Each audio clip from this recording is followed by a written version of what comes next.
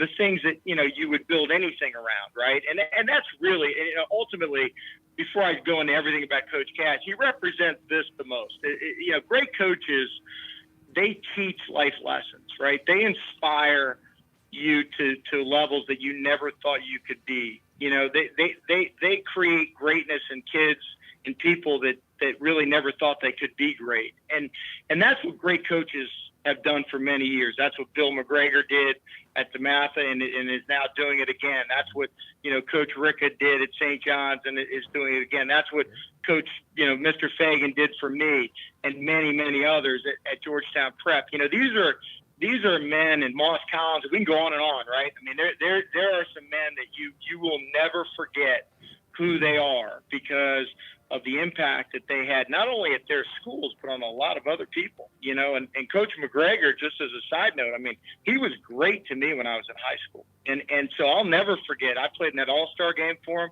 I'll never forget what he was like to me and how he treated me and made me a team captain and, recognized that I was a tough kid. And he sort of made me feel special to a degree that I couldn't believe. So, right. I was at that all-star game, and I saw you rumbling and bumbling, scooping and scoring on that all-star game as well. I think Andre Jones heading to Notre Dame wanted that pitch back, and Griff was not having it. Oh, my He said, how about gosh. you block somebody? It's time for this guy, number 35, to get 6.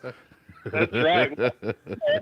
And you remember those men and you remember those coaches. And so, when Coach Cass started listening to what the deal was and what it was going to be about and what we were going to try to achieve, he liked it. And he said, hey, well, why don't I come down, spend some time with, see what you got going on. And one thing led to another. And next, I was selling him as hard as I could sell anybody. I was hooked because, he is a father figure to many of us, not only on the team, but on the, on the coaching staff and in the administration, including myself.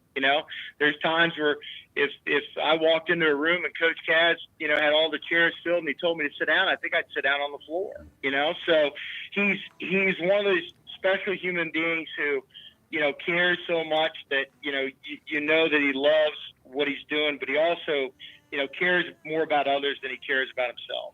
And, he puts a lot of value on people. He puts a lot of trust in his coaching staff. He's a tremendous man, and obviously has helped us do things, within the school as well with the entrepreneurial program.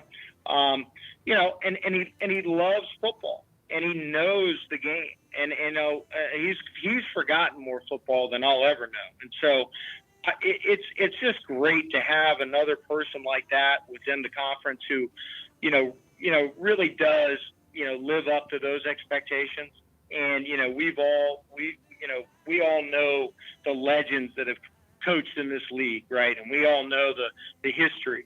And it's nice to have a guy like that around who, although he didn't, grow up here, and although he didn't, really do most of his early career moves here, he was able to step in and start to understand it. Now, he doesn't have the same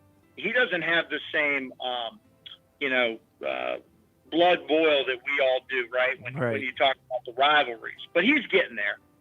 We'll get him there pretty quick. With one more season, I think he'll be just done right. As a fellow guy whose last name ends in a vowel, his blood still boils nicely. It's which I can appreciate, and I love the fact that he's a cinder block wall office kind of guy. I love when you talk to a high school football coach, you should be talking to them in a room that has a 1984 IBM computer sitting in the corner that probably hasn't been touched since 1989, with a bunch of floppy disks and a whiteboard with just some really, really random football stuff written down on it, and people just talking about football, because that's what it was like when we went and visited and talked to him and Mike Ward and Pat Ward and some of the other guys ahead of when they were putting the schedule together.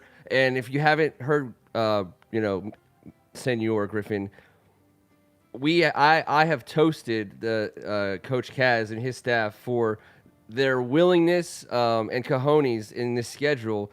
It's one of the most ambitious things we've seen in high school sports, period. And I think that we need to put that on the map.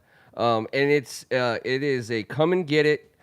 Here we are. what do you got for us schedule? And I love it, and I can't stop thinking about it, talking about it. I know it's a great schedule to watch for high school football fans. It's going to be amazing, but that's the other side of the Coach Cass thing for me, because I remember sitting at the table talking to that guy, and he was like, "Hey, we'll play anybody. And when I say anybody, I mean we'll play any of the best teams.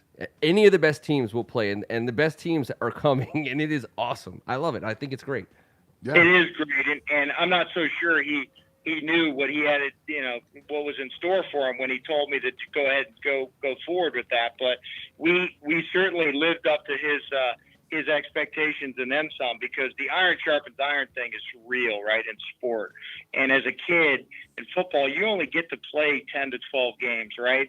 So what you want to do is you want to maximize those opportunities, and to have the opportunity to have a team like Mater Dei travel here and play us at Catholic University for our homecoming at this juncture. And, teams like IMG, is very, very talented, very, very new to the market in terms of being a powerhouse, because the Mater Deis and the St. Joe's Preps and the Miami Centrals of the world, they've been around, they've been doing this for a while, and so is DeMatha and Gonzaga and the big schools, who they've been for years and years. Yeah, but Griff, no one schedules Mater Dei on their homecoming. Just throw that out there. That's ridiculous. They haven't been somebody's homecoming in the last name the number. They've not been scheduled for someone's homecoming. You might be right. Yeah, well, I think there's people that think we're a little bit crazy about it, and I think they wonder why we're doing it. But I think there's a little bit of there's a word that I would prefer, and that's, having a little bit of courage too, right? Football is a game of courage. I mean, it's really something that's played and fundamentally, built around courage. And so, if you're going to schedule, schedule with a little bit of courage. You don't have to, you don't have to, win every game. And winning's a byproduct of 1,000 other things that need to happen in terms of training, in terms of, working out and being with the guys, and the blood, the sweat, the tears, the pain, the agony, the remorse, going through the tough losses, man. I've never learned much when we win anything, right? But I learn a lot when we lose. And so it's all about that, it's all about that understanding the life lessons that come out of this. And, I think you learn a lot more about life, biting off more than you can chew, So that's just my personal sort of perspective on it. That's awesome. That's an awesome perspective. Yeah, the other thing about it is it's an action. You do have this impressive out-of-conference schedule, but after you do that, you have to come back and play an equally as impressive in-conference schedule, which is why we say that this conference is, without a doubt, in our opinion, the best in the country. No question. Yeah, absolutely. The other thing is, look, we hope all of you go undefeated outside of the conference, right? Yes. We hope all of you do, because we want to see it. We want to keep talking about it. Yep. We want to keep saying that. The toughest part is when you come home and you play each other. 4 teams out of the 5, and McNamara is doing a great job bringing up their end of the bargain coming this season after what we've seen that's over there right now, all the young talent they have too. It's so tough to come back and play each other week in and week out, and nobody can win them all. That's what's really courageous about what you do. You're 100% right. And I'll tell you this, there is, we can go play the De La Salles and we learn about culture, right? And we learn about tradition and how they come off the ball and all that stuff. And it's really cool. And you go play these great teams and they come play you, whatever. But, the bottom line, and people don't believe this outside of the DMV, but the bottom line is when you come back and you play in the WCAC, those are the toughest games that there are. And they are because, we all know each other pretty well. And on top of that, we've got incredibly talented kids. And, like any game, whether it's a playoff game, whether you guys witnessed one of the greatest championship games of all time with Gonzaga and DeMatha last year, we really underestimate the ceiling, that exists on what these kids can can put together when it means so much. And so I don't think it's only just the great coaching or the talent or all the stuff that we have, which we do, and that's why we can compete on a national scale, any one of those teams that we were talking about. But ultimately, when we play each other, it's a whole nother level. And that's the truth of it. And it's the harder part of your season, by the way. Oh, yes. Yeah, we've noticed that, and I love that you guys talking about these kids. You know, that's what I wanted to jump in and say. The kids are the reason why we're all here. It's the reason why we're on the phone with you right now, Griff. It's why we all do what we do. The culture that has been set over there at St. John's, these young men have now known for the past 3 to 4 seasons they are not coming into this program to play a cream puff schedule. You know, you're getting the kids that want to be here to play in those games. And I think that's where the word courage comes in. When these young men make these decisions at 12 or 13 to go to any WCAC school. And right now we're speaking with Griff, and I'm from St. John's, and that's what I'm hitting on. And these young guys know what's up. When they come in here, this is why they come. It separates some of the kids that might not want to work, that might not want to be that don't think football is going to get them to a certain place. You know, and that's just kind of how the watered down effect, that's kind of how it trickles down. And we're left over with such an incredible version of a young man who has put in everything they possibly can to being as great as they can be. And those are the type of kids all these schools are attracting right now. And we're out there, we're going to be out there calling and talking about them doing their thing on the field at the highest level that's ever existed in the sport. Yeah, these kids are incredible. I mean, all the teams have, kids that are just incredibly talented, but I think within the WCAC, all the teams, and I can speak for ours, we have tremendous competitors, and they love each other. They care about each other. They trust in the process. They work hard. They're physically tough. They're mentally tough. They do the right things the right way. Not all the time, but let me tell you, they're trying to do it all the time. And and I think the leadership of our school and all the other schools in the WCAC do a great job and sort of keeping the centrality of, what we're trying to do really, like, what's the real purpose of preparing these young men, and obviously in schools like St. John's, our young women for, a life dedicated to, not only achievement, but, service and leadership and impact, and so I think when you start talking about all these things that they're doing, which you're 100% right, and why do they want to be so challenged, and why do they want to work so hard, and why are they so committed? It's because, I've heard Nick Saban say it, winners want to be around winners. They want to compete at the highest level. They don't like being around mediocrity. And that's sort of the bar that the WCAC has set, and it's been that way for many years. Yeah, I'm so glad you said this because just as an example, Griff, and it's not about me. What I want to capitalize is something that you said but I am an example that we don't do this just because we want to see people go make the NFL and sports are great and all this stuff. Ultimately, we all played sports for a reason, and you do what you do for a reason because I'm an example of someone who had aspirations and played at a high level and wanted to do great things, and then something happened, unfortunately. But I learned so much playing sports and being in the WCAC and having the Catholic background, faith, part of it all together has helped me so much in my life. I can't even express how that relates to me, but that's what this is really about. We love talking sports. That's fun. That's great. We're not blowing that out of proportion to the fact that that's what this stuff is really about. I'm so glad that you brought that up. And Griff, I like to say it, and when I got the opportunity to address all the fine heads of school and athletic directors on our behalf, I made sure to talk about how much my parents busted their butts to send me to Catholic school and my brother and sisters. And as a father of kids now, how much I have to bust my butt to send them to Catholic schools, and how it's the first C. We talk about the WCAC, the first C, man. It's right there. It's right in front of you. It's always there. Always there. And I think that guys like you, Griff, are great because you put the kids first. And guys like you, thank God that this conference is full of guys like you who care about that. And I think that it's something that people are too easily dismissed. It's when you see a stupid article in the Washington Post or an uninformed debate forming in the area where people who have no idea what they're talking about, they are just not at all in tune or understand whatsoever.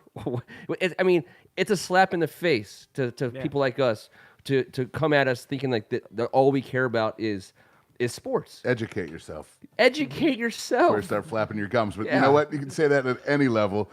You know what my parents could have done with that money? Trust me, a Exactly. lot. You know what I could do with this money? Trust me, a lot. Exactly, but going on what you both said, and speaking with Griff, I also want to say congratulations, because everything we're discussing right now culminates in this congratulations to AZ Fudd, the USA Today National Girls Athlete of the Year. Awesome And job. and with that comes all kinds of accolades off the court. And what she did this past week, really, she gets that award this clinic. week. Yep. A week ago, she's doing a free clinic on behalf of Alzheimer's because of her grandmother and because of Coach Pat Summit, a free basketball camp at Marymount University for young ladies. I mean, it just hits you right in the gut, doesn't it, man? Like, you've seen this girl work every day, brother. Oh, there were plenty of boys there too. Yeah. Pictures were He is unbelievable. and unbelievable way beyond the basketball court. Right. I've never met anyone as humble and as kind, somebody that picks your day up all the time with her just, smile, as well as her just genuine concern and caring for others. And she was coming around, with her after her ACL and her surgery and all that.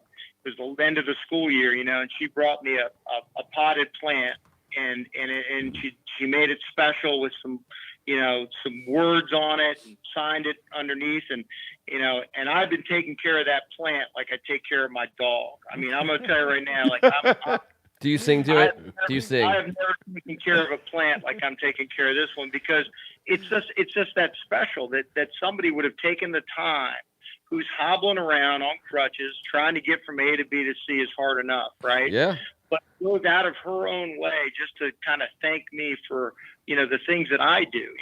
The things that I do should go unrecognized, right? I mean, it should almost go like only when the bad stuff happens should I be involved. And it's so nice to have somebody really, and that's just my personal experience with her, is she's just somebody that cares about others more than she cares about herself. And I think that's all part of what you guys just said, that, faith and athletics are not, they're not obstacles to the learning process. Like they're critical elements in the academic experience. I mean, This is part of the education process. When we talk about the WCAC and we talk about athletics, I truly believe that we're part of that. We're a pillar within that, course load. We are actually part of that whole experience. And so, I think she represents that in a way that is just so special. We have many, many other kids that do as well. I don't want to single her out as an exception. She's not, but she's certainly exceptional. And I find it refreshing to have somebody play at the level that she plays at, which is unbelievable. I mean, I'll pay for that ticket. You know what I mean? Oh, yeah.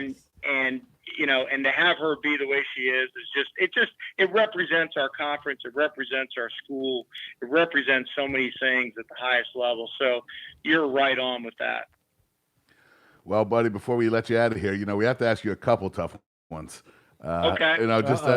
Yes. Well, first of all, by the way, At first, I thought Ken was going to make you cry earlier, but now Kevin's He's gonna no try- Roy now Kevin's Firestone. gonna No try Roy and start- Firestone. He is no Roy him Firestone, tonight. but When I he's will in the say basement, this. he's crying for sure. I know my man Griff. I've known him for many, many years. That plant eats porterhouse 3 meals a day. Yeah. I know how he deals with those dogs. We're not messing around here. And sorry, go ahead, bud. No, knock yourself. Go ahead. A lot of the names you mentioned earlier, man, being the oldest of my father's 6 kids, answering the phone at any given moment, it could have been Moss Collins, Joey G. Gallagher, Morgan Wooten, Bill McGregor, Mr. Fagan. It could have been any one of those guys. And I was lucky enough to have that type of relationship with these amazing superstars. And I know that all happened over there off of Golf Lane for me when I got to see them up close at the Haley House. And I'm not going into any of that right now because we could be here for 2 days, but I have a hard hitter for you, brother. You spent a lot of time over there in Golf Lane at the Haley's house. Who is the best athlete in the Haley family? Oh, Yes. Wow, that's right. And this is you're under oath. I don't want any trouble. This is going to be recorded. John Haley was, because I've been doing my research over here at St. John's, and I've got a yearbook or two that shows that he was pretty darn special. But I would say in my grouping, that Brian Haley was a very special athlete, and he was tough, and he played hard, and he played both ways. And he was a sophomore when I was a senior. Had some knee injuries in his college career at UVA and went on to Catholic, etc. But he was really a great player. And I'm playing actually with Brian Haley and Eddie Sullivan. Fast Eddie. At the Flynn Fest on Friday. I might have to just stop by and see something about that. I also love the fact that the prep guy picked the prep guy in the family. That's. I'll see you out there. That should not go unnoticed. Well, he also picked the WCAC guy first, Johnny That's Haley, true. St. John's That's finest, true. just went to the Hall of Fame this past year, and Michigan tailback who Very returned punts diplomatic, and played for the Skins, and that's a good call. My favorite player of all time, and maybe one of my favorite people of all time was Peter Haley. Oh, and Peter Haley, my daughter's name is Haley, my oldest daughter, and I get to wear Peter Haley's football jacket every time it gets cold or it gets cold enough. Tommy Haley gave me that jacket, and wow. I'll tell you what, I wear that jacket, and I'm gonna tell you, it means something to me in a big way, because he always talked about St. John's. He loved the WCAC. He always told me, man, you made a huge mistake. You should have been in this conference. You should have been at St. John's. But he was one of the great of all time, most positive attitude. If anyone ever questions, about the power of positive thinking, man, he had it. He had the. That's he the had truth, the brother. And I remember that all the time over here. When things get tough, it's fun to put that jacket on and just know, hey, man, he's looking down. He's saying, hey, just keep trying, just keep going, just keep forging ahead. That's right. Man, my man Griff, we try and get you to cry, and you're over here. I try to hem you up down here and then next thing you know, you got me over here on the microphone, a little There's watery some eyed. dust in the air for sure. There's like a sandstorm. Well played, sir. Well played. All right. Thank you guys so much.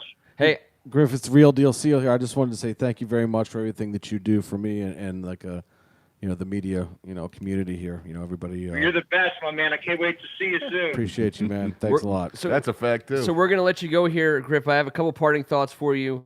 Make sure you tell Coach Kaz that while you were giving an eloquent soliloquy about him, Richard Marx was playing in the background, which I know you'll appreciate more than he will. That's right. I want you to sing to that plant, because plants can pick up singing, and I know you're a good singer, and no one you maybe not want anyone else to hear, but that plant needs to hear your voice. And the last thing I wanted to tell you is that for me, we're getting all wispy here tonight, and we've been in one season so far in the WCAC, but I already have some really awesome, memories of being, of watching the league play out over a course of one whole season, one whole year. To me, like a great, sports figure strikes an amazing silhouette, like a windbreaker or a jacket. And I had this written down, by the way, before you just told your Haley jacket story and got Kevin sobbing next to me. All right.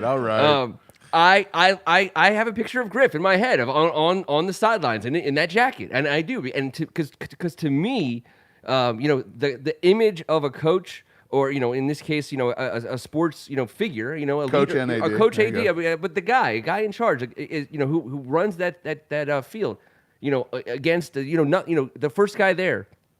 Maybe some kids are playing catch in the background. Maybe a couple trainers are getting set up, but.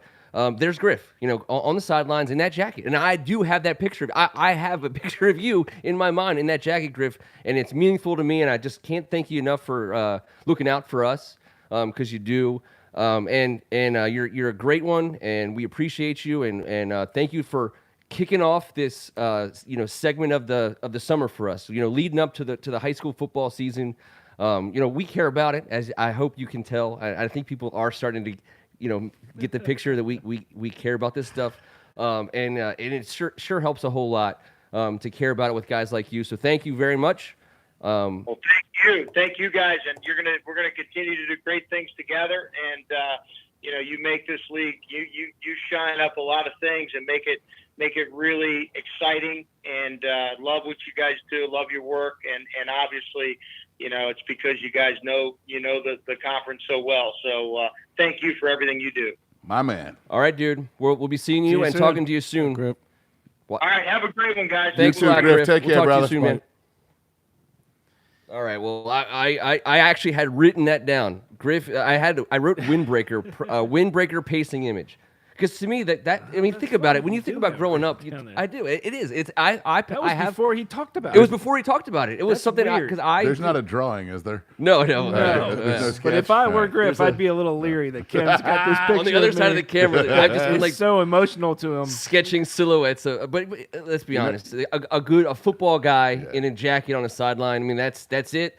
And we've been to the games. I mean, and he was there for basketball, and he was there for lacrosse, and he was there for football. And, He's a presence. You know Just he's there. has a presence. Just want to say, if you're still with us, thank you. Sorry about any technical glitch that might have happened early. Didn't want to say it with Griff on the phone. We'll All on me. apologize to him later. We had some technical difficulties right before we went to record, and Did it we fix told midway Griff through? we told Griff that he thought it was his problem. I said, no, it's usually 95% our fault. Maybe it fault was his anyway. problem. And it was.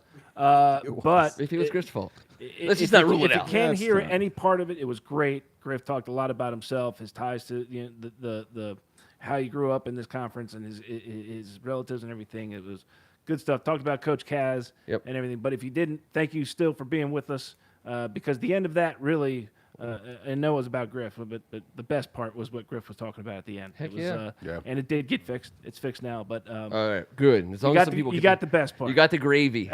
We'll be back next Tuesday night. We're gonna find ourselves another guy to Roy Firestone or to Roy Firestone us. But until then, he's Matt the Real Deal Seal. We're having two guys next week, possibly. We'll find out. That's right. Oh. That's right. I'm not gonna oversell. We're not going to sell. I'm not two- gonna overpromise. Two mystery guests. I'm thought gonna you were over just- deliver. Over deliver. I thought you were just coming with a strong piece and I'm out type that's, situation. That's this one here now. All right, Called my a bad, teaser. my That bad. was You got right. it. very well done. Yeah. He's Tim Strachan. Hey, thanks, Griff. Really appreciate it. Looking forward to it. Thanks again, everybody, for listening in.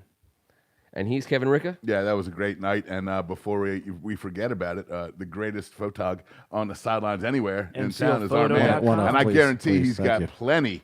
plenty photos with that image you just talked about somewhere That's in right. the files. Stalking There's no up doubt and about down. it. There you go. MCLphoto.com. Yes, and I love that you Appreciate say one of plenty, but plenty. I know you're right at the top of that list, and you're our favorite. I'm in the so mix, deal with baby. it. Let's Yeah, do you it. know Deal what? with Here. it before I come Here over at there and this give you a table, big bear I'll hug. take it. I'll Hey, take that hey. bear hug too. And Hey, Till next week, be a good sport. stay grounded. Stay rounded. I'm Ken Marangolo, and this was the WCAC Spectacular.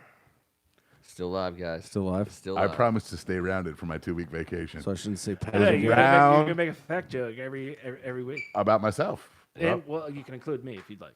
Thanks. Welcome. Ground and pound. We